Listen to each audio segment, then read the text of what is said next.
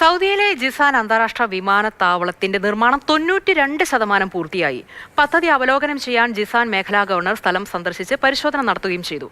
പ്രതിവർഷം 5.4 ദശലക്ഷം യാത്രക്കാരെ കൈകാര്യം ചെയ്യുന്നതിന് സാധ്യമാക്കും വിധമാണ് വിമാനത്താവള ജോലികൾ പുരോഗമിക്കുന്നത്.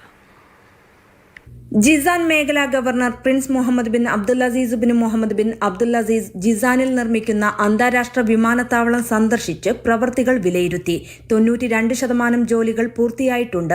ഉയർന്ന അന്താരാഷ്ട്ര നിലവാരത്തിൽ നിർമ്മിച്ച ആധുനിക സൗകര്യങ്ങളും സേവനങ്ങളും ജിസാൻ വിമാനത്താവളത്തിൽ ലഭ്യമാകും.